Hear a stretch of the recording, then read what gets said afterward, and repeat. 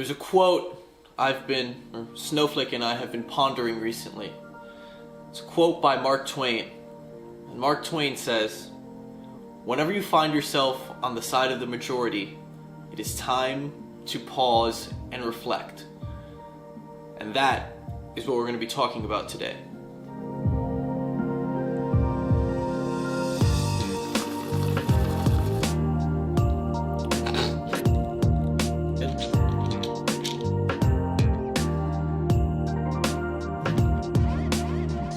So, Mark Twain's quote, "Why am I so tan? Why am I brown? Why am I orange?" In the middle of the winter.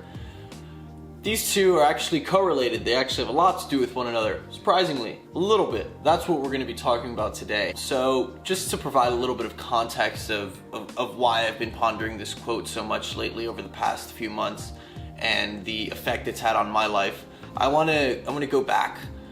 Let's go back to about a month ago. It was February 7th. I remember the date exactly. I had just gotten off a 30-hour commute. I was 10,000 miles away from home on the farthest possible continent from where I was born and where I'm from, in a hemisphere of the world I had quite frankly never imagined myself in. I never thought I'd be in this part of the world. And I had just gotten off the longest commute of my life. I stepped out of my Uber with my two very large bags and saw my best friend Arya waiting outside of the apartment building where we'd be staying. I carried my heavy bags, obviously filled with all my clothes and accessories and fragrances, because you guys know I can't go anywhere without them. I carried them up way too many flights of stairs and finally walked to the top floor and into my Airbnb. And as soon as we walked in, I was greeted with a balcony view of the Pacific Ocean right in front of me. And once I saw that view, that 30-hour commute was immediately erased from my mind, and I was mesmerized by the ocean being right there in front of me. I quickly threw my bags into my room and changed into my swimming trunks, because Ari and I knew damn well that our first order of business was to jump into that clear blue water and soak up the summer sun that we were so desperately chasing in the middle of the winter. Except there was one major thing wrong here. I wasn't supposed to be here. The date, like I said, was February 7th, a Thursday, a school day for that matter. I should have been in class in that very moment. I was putting my swim trunks on and getting ready to go soak up the sun. And even more wrong, it's February. It's not supposed to be summer. It's winter in New York City. It's the dead of winter. It's below freezing temperatures during this time of year. And even more wrong than that, I was supposed to be at my university. I was supposed to be in class. I was supposed to be finishing my degree. I wasn't supposed to be in the Pacific Ocean with my best friend, hitting on girls in between waves of seawater slamming into me. But I was. And I wasn't just in the Pacific Ocean, on the western coast of the United States. I was way farther than California, in fact. I was in fucking Australia. Bondi Beach, to be exact. Right on the fucking coast with the water right in front of me.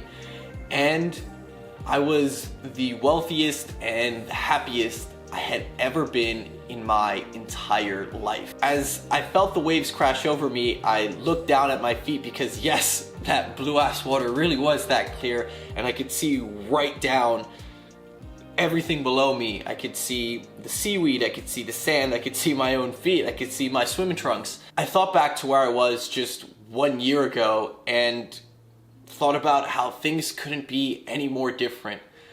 The truth was that things couldn't be any better. Just 1 year ago, I was sitting in classrooms I hated, writing research papers that I knew would never apply to me or my life or what I wanted to do. I was sitting in class, listening to professors who didn't have a clue about what it takes to be successful in this new digital age, in this technological revolution that we're living through. And I was surrounded by people I didn't fit in with, whose biggest problem was deciding which frat party they were going to go to that night and what kind of bottom shelf vodka they should bring.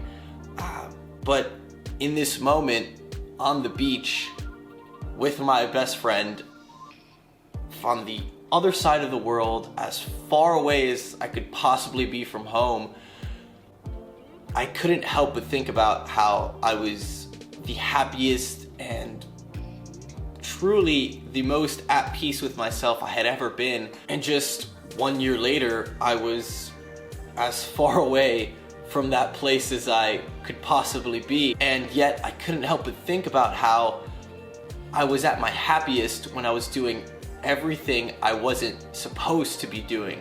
I was doing almost the complete opposite of what society tells us we should be doing. But no, I was in Australia instead, and I had successfully created my own reality and was living my dream life while breaking all of the rules society tells us we need to follow and live our lives by. The reason I'm telling you all of this is because I think over the past year, one of the most important lessons I've learned, one of the most important things I've realized is that sometimes the thing you or I are supposed to be doing isn't what you should be doing. I've since left and dropped out of school. I think that's the number one thing that has really stuck out to me. Most of the time, if you follow the rules and do what you're supposed to do, you'll end up with a life that someone else chose for you.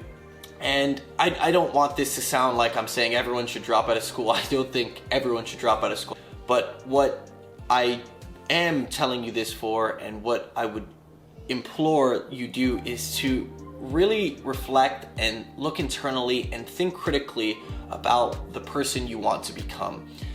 Who do you want to be? What kind of life do you want to have? What do you want to be doing?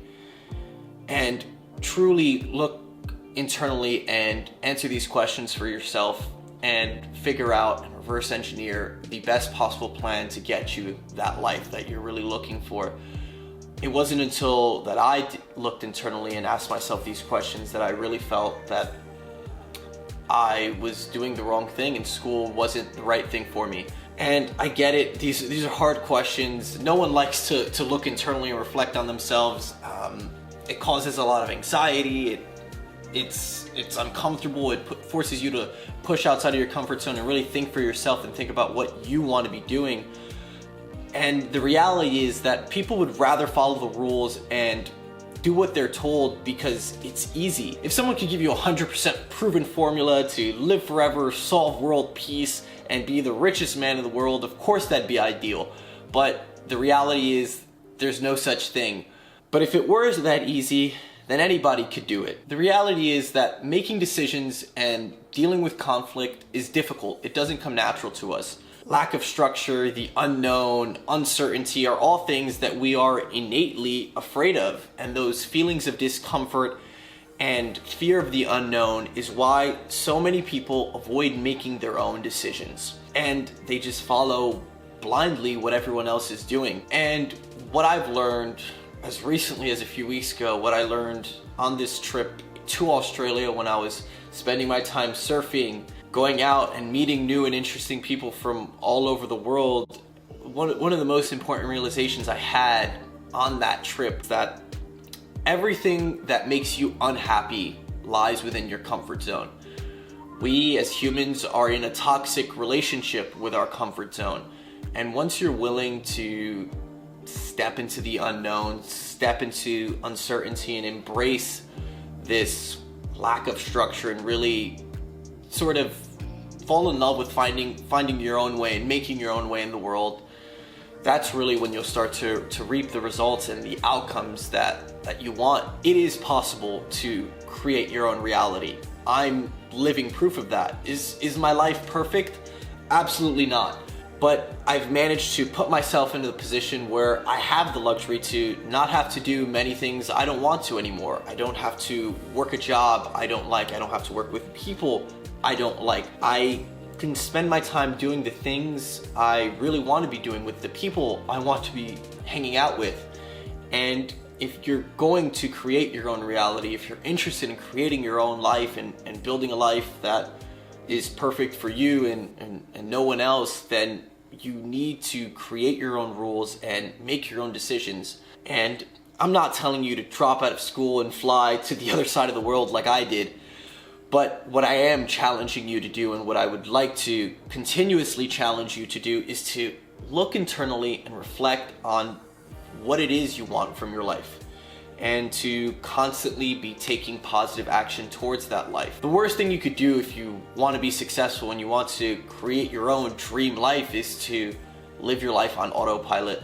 And the unfortunate reality is that so many of us are guilty of doing it. When you take control, when you put yourself in the driver's seat of your own life, and you act as though you are the CEO of your own life, because the reality is you are, whether you like it or not. But if you live your life on autopilot, you will find that you will end up living a life that was not meant for you, that's not perfect or ideal for you. It's not a life that you may enjoy living, and I don't want that for you. As hard, as difficult, as uncomfortable as it is to make your own rules and lean into your own edges and to really embrace the unknown, I can say with absolute certainty that it's always worth it.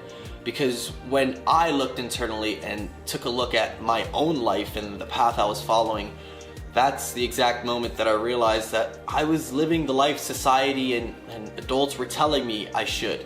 And the unfortunate reality that I've come to find is that when I urge others to reflect on their own life and reflect on the trajectory that they're currently on, they're often not satisfied with where they're headed.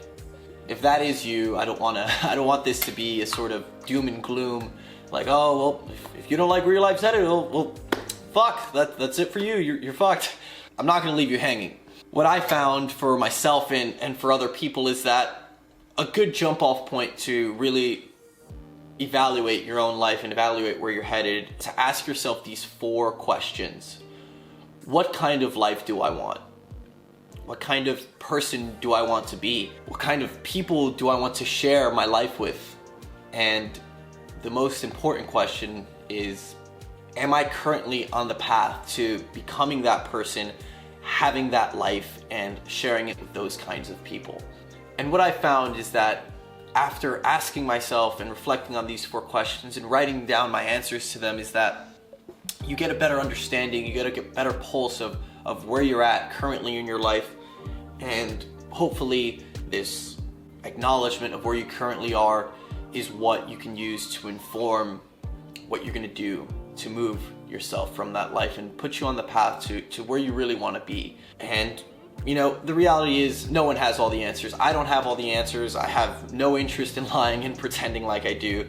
Anybody who claims to have all the answers is lying to you. At the most basic level, what I found from talking to and meeting and sharing experiences with all these wildly successful people in my 6- and 7-figure network is that when you're willing to do something or things that are out of your comfort zone, no matter how big or small, is when you will start to get the results and the life you want. A life that you're excited about, a life that excites you and that you're happy to get out of bed in the morning to go and live. And that's why I wanted to make this video. If you find that you're on a path in life that you're not so excited about, or that you don't feel truly resonates with you and who you are as a person, is that it's okay to feel that way. The life that society tells you you should be living and the traditional path isn't for everyone. I find that the more people I challenge to step out of their comfort zone and to do things that are unorthodox is that I find that sometimes the thing you're supposed to be doing isn't actually what you should be doing at all. And that was the case for me, and I'm finding more and more as we go through this paradigm shift in our economy and technology and the internet are revolutionizing how our world, how our society, and how we interact with one another. And if this at all resonated with you and you're interested in lifestyle design and creating your own reality and sort of building an unorthodox life for yourself and finding out that it's not as impossible as the world might make it seem, and you're looking for a proven set of frameworks, systems, and mindsets that will set you up for success and put you on a better path than sort of traditional education oftentimes would, then I highly recommend you apply for my Limitless Lifestyle Blueprint Mentorship Program, where for 7 weeks I'm going to be mentoring a select few of you via webinar and providing you with my blueprint for success that enabled me and my businesses to generate